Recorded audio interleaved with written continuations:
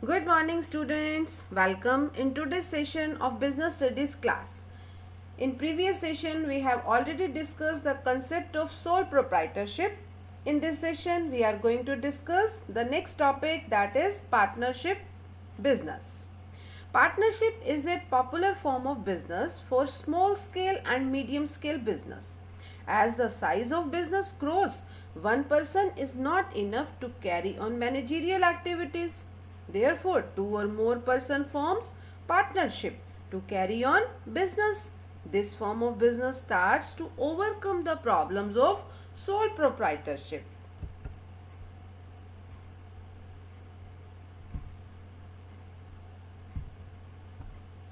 What do you mean by partnership? Partnership, it refers to that form of organization in which two or more than two persons willingly join and agree to run some lawful business. It means बेटा कि sole proprietorship में क्या होता था, only one person होता था.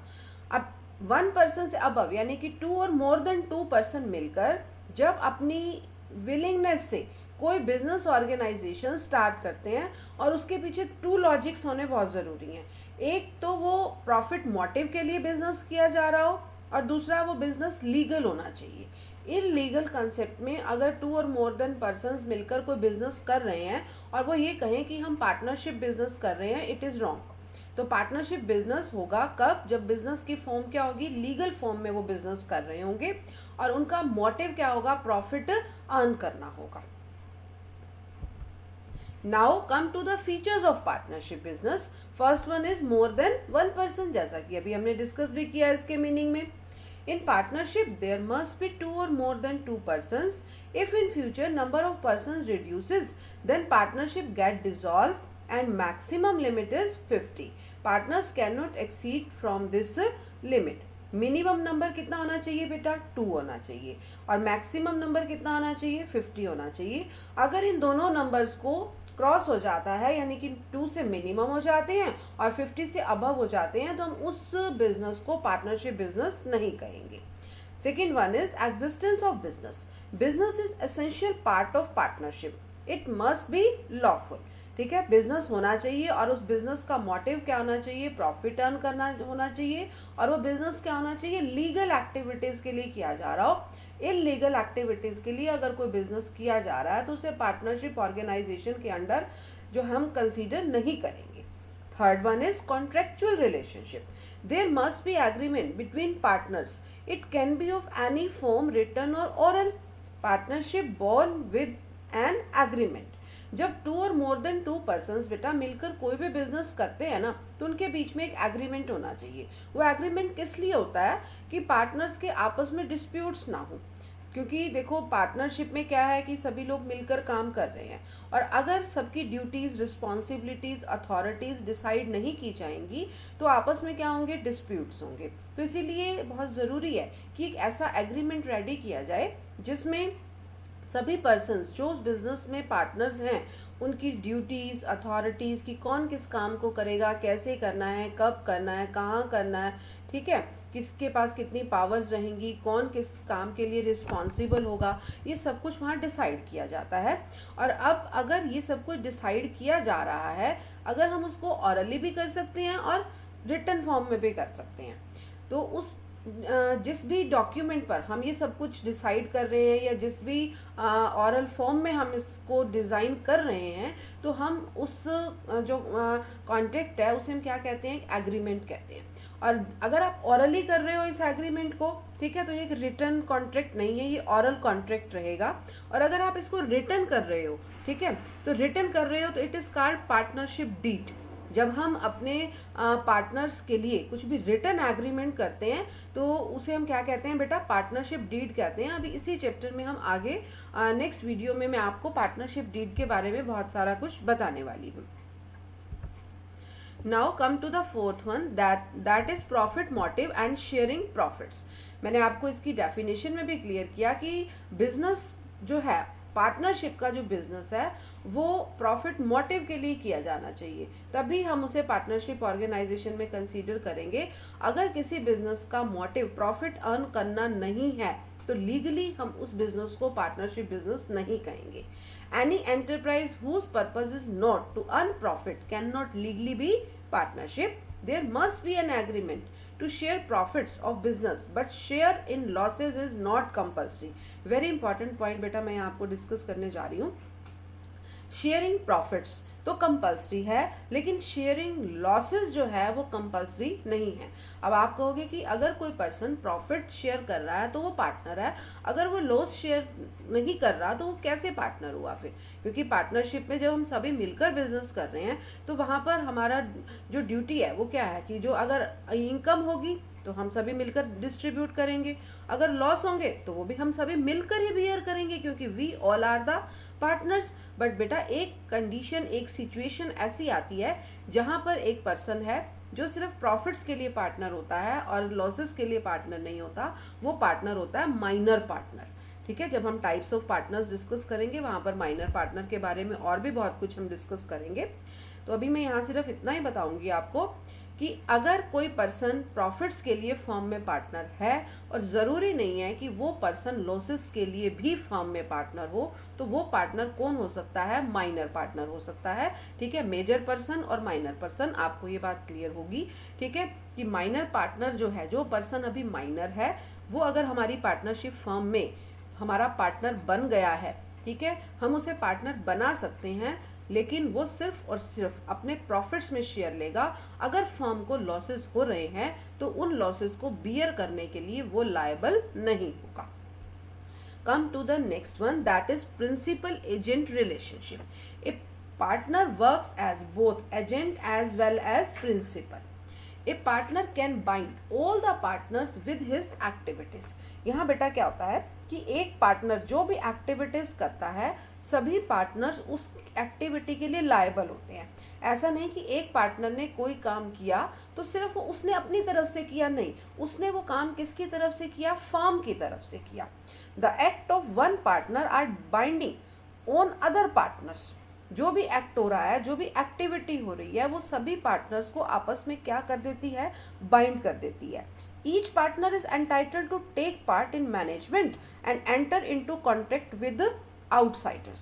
कोई भी पार्टनर जो है मैनेजमेंट में, मैनेजमेंट एक्टिविटीज में जो है पार्टिसिपेट कर सकता है, आउटसाइडर्स के साथ कोई भी कॉन्टेक्ट कर सकता है, और सभी पार्टनर्स की बिहाफ पर ही वो ये सब कुछ करेगा। एक पार्टनर अगर किसी आउटसाइडर पार्टी के साथ कोई कांटेक्ट करता है तो वो अपने बिहाफ पर नहीं कर रहा, वो किसके बिहाफ पर कर रहा है? फर्म के बिहाफ पर कर रहा है। और फर्म किसकी है? सभी लोगों की है, सभी पार्टनर्स की है। तो यहाँ पर जो पार्टनर्स हैं उनके बीच में प्रिंसिपल और एजेंट का रिलेशन होता है कि काम कोई एक सिंगल पर्सन करता है, लेकिन वो किसके बिहाफ पर कर रहा है? सभी पर्सन के बिहाफ पर कर रहा है। चाहे वो कॉन्ट्रैक्ट करता है आउटसाइड पार्टीज के साथ, चाहे वो बिजनेस की मैनेजरियल एक्टिविटीज करता है, वो अपने अकेले बिहाफ पर वो नहीं कर रहा, वो किसके पूरे बिहाफ पर कर रहा है? पूरी फर्म के बिहाफ पर कर रहा है। फर्म में 4, 5, 10, 50 जितने भी मेंबर्स हैं, all are the partners. Next one is unlimited liability. Very very important point है बेटा ये, और जो हमारे केस स्टडी क्वेश्चंस आते हैं उसमें बहुत बार ये पॉइंट आता है। Each partner is personally and collectively liable for all partnership liabilities. Creditors have the right to get their loan recovered from any partner individually or collectively. Partnership firm में भी soul trade की तरह liability क्या होती है? Unlimited होती है। जिस तरह से सोल प्रोप्राइटर की पर्सनल प्रॉपर्टीज, डोमेस्टिक एसेट्स भी बिजनेस फर्म के लिए यूज हो सकती हैं, ठीक है, तो उसी तरह से सेम ही बेटा पार्टनरशिप फर्म्स में जितने भी पार्टनर्स हैं उनकी पर्सनल प्रॉपर्टीज भी फर्म के लायबिलिटीज को पे करने के लिए यूज हो सकती हैं। अगर फर्म को लॉस हो रहे हैं और फर्म के पास अपने क्रेडिटर्स को पे करने के लिए सफिशिएंट फंड्स नहीं है, तो क्रेडिटर्स किसी एक पार्टनर के पास अगर कोई प्रॉपर्टी है तो उस प्रॉपर्टी का यूज कर सकते हैं, यानी कि उस प्रॉपर्टी को टेक ओवर कर सकते हैं अपने डेट की पेमेंट करने के लिए। ठीक है, ऐसा जरूरी नहीं है कि सभी पार्टनर्स के पास अच्छी डोमेस्टिक प्रॉपर्टीज हों और वो प्रॉपर प्रपोर्शन में, ठीक है, अपनी लायबिलिटी, फर्म की लायबिलिटी को पे करने के लिए यूज की जाए, ऐसा कोई कंपल्सरी नहीं है। अगर फर्म के 5 पार्टनर्स हैं और उन पांचों में से किसी दो की फाइनेंशियल पोजीशन जो है पर्सनली बहुत साउंड है और फर्म को लॉसेस हो जाते हैं, तो फर्म की लायबिलिटीज को वो दोनों पार्टनर्स इंडिविजुअली अपनी पर्सनल प्रॉपर्टी से पे करेंगे। Come to the next one, that is separate existence. No separate existence. जिस तरह से सोल ट्रेड और जो ओनर होता है उसकी सेपरेट एग्जिस्टेंस नहीं होती, दोनों एक ही बात होते हैं। सेम इसी तरह से पार्टनर्स और उनका जो बिजनेस है वो दोनों एक ही बात होते हैं, क्योंकि यहाँ पर अनलिमिटेड लायबिलिटी का फीचर यूज होता है। ठीक है, बिजनेस और बिजनेसमैन दोनों सेपरेट नहीं हैं, दोनों एक ही हैं। बिजनेस में अगर लॉसेस हो जाते हैं तो उसकी कंपनसेशन कहाँ से होती है? बिजनेसमैन की पर्सनल एसेट से होती है। So we can say that no separate existence, it means that partners do not have separate existence from the business. All contracts connected to the firm are applicable to the partners. Firm जितने भी contracts कर रही है उन सब के लिए partners जो हैं इंडिविजुअली सेपरेटली क्या होते हैं? लायबल रहते हैं। That next is utmost good faith. Faith is the foundation of partnership.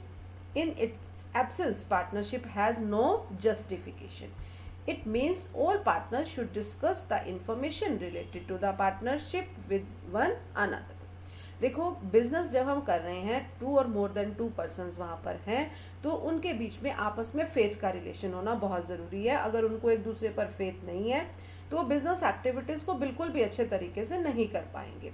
Faith होना उन दोनों के बीच में, या जितने भी पर्सन है, मोर देन 5 हैं, 10 हैं, ठीक है, अप टू 50 जितने भी पार्टनर्स मिलकर बिजनेस कर रहे हैं, अगर बीच में कोई फेथ का रिलेशन नहीं है तो पार्टनरशिप फर्म का एग्जिस्टेंस ही नहीं रह जाता। वहाँ तो बहुत जल्दी वो फर्म क्या हो जाएगी? डिस्प्यूट हो जाएगी। एक पर्सन जो भी काम कर रहा है, दूसरे पर्सन को उस पर फेथ होना चाहिए कि ये बिजनेस के लिए जो भी डिसीजन लेगा वो डिसीजन क्या होगा? बिल्कुल करेक्ट होगा। Next is restriction on transfer of interest. ये पॉइंट भी बेटा केस स्टडी क्वेश्चन में काफी बार यूज होता है। No partner can transfer his interest without the approval of the partners. If partner give approval, then new partner will get admitted. एक partner अगर दूसरे किसी पर्सन को फर्म में एडमिशन देना चाहता है तो जो रिमेनिंग पार्टनर्स होते हैं, बाकी के पार्टनर्स होते हैं बेटा, अगर वो परमिट करेंगे तो ही न्यू पार्टनर फर्म में एंटर कर सकता है, अदरवाइज नहीं कर सकता। एग्जाम्पल लेते हैं, मान लीजिए कि ABC 3 पर्सन हैं, वो पार्टनरशिप फर्म में पार्टनर्स हैं। अब C ये चाहता है कि उसका जो सन है वो भी फर्म में पार्टनर बन जाए। मिस्टर D जो है वो C के सन है, ठीक है, और C ये चाहता है कि मिस्टर D को भी फर्म में एंट्री दी जाए। अब मिस्टर D फर्म में एंटर कर सकते हैं, लेकिन कब? जब A और B एग्री हों। A और B एग्री नहीं है तो C अपने सन को भी उस फर्म में पार्टनर नहीं बना सकता। Come to the next topic, that is merits of partnership. First one is easy formation. Partnership can be formed without legal formalities. No formal documents are required. Even the registration of partnership is not necessary. बेटा देखो, जिस तरह से soul trade के लिए कोई भी registration, कोई भी लीगल डॉक्यूमेंट आपको प्रिपेयर नहीं करना पड़ता, सोल ट्रेड का फॉर्मेशन भी क्या होता है? बिल्कुल इजी होता है। सेम उसी तरह से पार्टनरशिप का फॉर्मेशन भी क्या होता है? बिल्कुल इजी होता है। आपको कोई भी लीगल डॉक्यूमेंट बनाने की ज़रूरत नहीं है, फर्म को रजिस्टर्ड कराने की ज़रूरत नहीं है। हालांकि रजिस्ट्रेशन कराना बेनिफिशियल रहता ज़रूर है, but it is not compulsory. ठीक है, पार्टनरशिप के लिए पार्टनरशिप एक्ट 1932 मेंटेन किया गया है। उस एक्ट के अंडर आप अपनी फर्म को रजिस्टर्ड करवा सकते हो, जो कि आपके लिए बेनिफिशियल रहता है, लेकिन it is not compulsory. Second one is balanced decision. Different people have different qualities and decisions are based on consultations among all the partners. आपको पता है कि पार्टनरशिप के अंदर 2 और मोर देन पर्सन्स होते हैं। अब सभी पर्सन्स में क्या होती हैं? अलग अलग एबिलिटीज होती हैं, अलग अलग क्वालिटीज होती हैं, ठीक है, और वो अपनी एबिलिटीज और क्वालिटीज का यूज कहाँ करते हैं? बिजनेस के डिसीजंस लेने में करते हैं, जिसका बेनिफिट बिजनेस को पॉजिटिवली मिलता है कि बिजनेस ग्रो करता है। Next is more financial resources. This form of organization enjoys large resources than sole trade. Sole trade में कौन होता है? एक सिंगल पर्सन अपनी कैपिटल इन्वेस्ट करता है, और यहाँ पर मोर देन 2 पर्सन अपनी कैपिटल इन्वेस्ट करते हैं and it gives benefit to the firm. Firm के पास जितनी कैपिटल होगी उतने ही प्रॉफिट क्या होंगे, हायर होंगे, क्योंकि हमें पता है कि मोर प्रॉफिट कब होते हैं, जब मोर कैपिटल होती है। हमेशा एक बात आपने माइंड में रखनी है, more capital, more profit and more risk. ठीक है, तीनों फैक्टर्स में क्या रहता है, हमारा मोर रहता है। Next one is division of work. The entire burden in case of loss does not fall on any single person but get divided among various persons. Hence it is useful system. अब soul trade में क्या रहता है, अगर firm को loss हो जाते हैं तो सारे लॉस किसे बियर करने पड़ते हैं, सिंगल इंडिविजुअल को बियर करने पड़ते हैं। ठीक है, लेकिन यहाँ क्या होता है, ठीक है, टास्क भी डिवाइड होता है कि एक ऑर्गेनाइजेशन में जितना काम है वो सारा का सारा बर्डन एक सिंगल पर्सन पर नहीं रहता, वो सारा काम डिवाइड हो जाता है अमंग द पार्टनर्स। सेम उसी तरह से अगर फर्म को लॉसेस हो जाते हैं तो वो लॉसेस भी कहाँ डिवाइड हो जाते हैं, among the partners. Next is secrecy. The accounts of partnership are not presented before the public, so the information of the firm remain confidential. जितने भी पार्टनर्स होते हैं उन सब पार्टनर्स के बीच में सीक्रेसी रहती है। क्यों? क्योंकि जो पार्टनर्स की फर्म की जो अकाउंट्स की बुक्स हैं उन्हें पब्लिक को प्रेजेंट करना कोई कंपलसरी नहीं है। फर्म में कितने प्रॉफिट्स हो रहे हैं, कितने एक्सपेंडिचर हो रहे हैं, कहाँ कितना एक्सपेंडिचर हो रहा है, कितने लॉसेस हो रहे हैं किस आइटम के ऊपर, ये सब कुछ फर्म की अकाउंट्स की बुक्स में होता है। और वो बुक्स सिर्फ और सिर्फ कौन देखता है, आपस में पार्टनर्स ही देखते हैं। तो 5 पार्टनर्स हैं या 6 पार्टनर्स हैं तो वो फर्म के सीक्रेट्स फर्म के 5 और 6 पर्सन्स के बीच में रहते हैं, जनरल पब्लिक को पता नहीं चलते। और सेम यही पॉइंट सीक्रेसी का हमारे सोल ट्रेड में भी रहा है कि सोल ट्रेड में भी जो फर्म के अकाउंट्स की बुक्स होती हैं वो सोल ट्रेडर किसी को नहीं शो करता। ठीक है, वो बुक्स जो हैं उसी के पास होती हैं, सिर्फ वो खुद उन्हीं को देखता है और उसके पास सारे सीक्रेट्स जो हैं उस बिजनेस के रहते हैं कि उस बिजनेस में उसे कितने प्रॉफिट्स हो रहे हैं, तो कैसे हो रहे हैं, वो किन एक्सपेंसेस को कम करता है जिनकी वजह से हायर प्रॉफिट्स उसे अर्न होते हैं। Come to the last topic of this session, that is demerits of partnership. First one is unlimited liability. जैसा कि हमने इसकी फीचर में ऑलरेडी डिस्कस कर लिया है कि पार्टनरशिप फर्म की जो लायबिलिटीज होती हैं पार्टनर्स की वो क्या होती हैं, अनलिमिटेड होती हैं। उनकी पर्सनल एसेट्स भी यूज हो सकती हैं बिजनेस के लायबिलिटीज को कंपनसेट करने के लिए। Second one is limited resources. Limited resources are available as there is restriction on number of partners. हम मैक्सिमम कितने नंबर ऑफ पार्टनर्स यहाँ पर ले सकते हैं, 50। ठीक है, 50 से ज़्यादा हम अपनी लिमिट को क्रॉस नहीं कर सकते। तो यानी कि लिमिटेड रिसोर्सेज हैं, आपके पास मैक्सिमम 50 लोग ही बिजनेस में कंट्रीब्यूट कर सकते हैं। Third one is lack of harmony. There is difference of opinions of partners on different issues.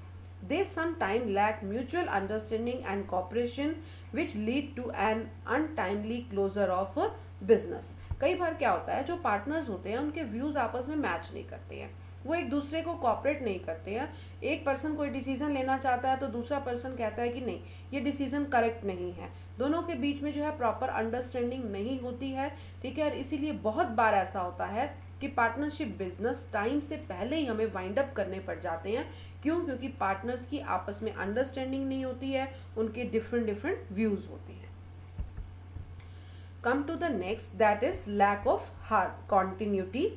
Partnership comes to an end with the death, retirement, insolvency of any partner. It may result in lack of continuity.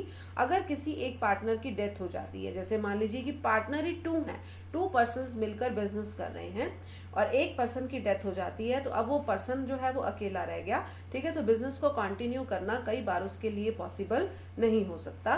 कोई एक partner 2 partner हैं तो उसमें से retirement लेना चाहता है तो हो सकता है कि जो सोल बाद में बच जाए, जो एक इंडिविजुअल पार्टनर बच रहा है वो अकेला बिजनेस को एक्टिवली चला ना सके और वो बिजनेस को क्या कर दे, वाइंड अप कर दे। इंसॉल्वेंसी ऑफ एनी पार्टनर, कोई एक पार्टनर इंसॉल्वेंट हो जाता है तो उस केस में भी दूसरा पार्टनर कई बार अपनी फर्म को कंटिन्यू नहीं चला पाता है। तो पार्टनरशिप फर्म में कंटिन्यूटी का थोड़ा सा रहता है कि वो कंटिन्यू कई बार नहीं रह पाती और कई बार रह पाती है। Next is lack of public faith. Very important point. People have less faith in organization because they do not have assessed the accounts of the firm. Creditors hesitate to advance loan to partnership business because they do not have the economic position of the firm. बहुत important point है बेटा ये, कि अगर आप किसी से money borrow करना चाहते हो, चाहे वो बैंक हैं, चाहे वो क्रेडिटर्स हैं, चाहे वो इंडिविजुअल फर्म्स हैं, ठीक है, अगर आप किसी से भी मनी बोरो करना चाहते हो तो सबसे पहले आप क्या जानना चाहते हो, उसकी फाइनेंशियल पोजीशन, जिससे हम मनी देने जा रहे हैं, ठीक है, हम अपनी मनी जिसे देने जा रहे हैं उसकी रीपेइंग कैपेसिटी भी है या नहीं है, हम उसकी फाइनेंशियल पोजीशन को चेक करना चाहते हैं।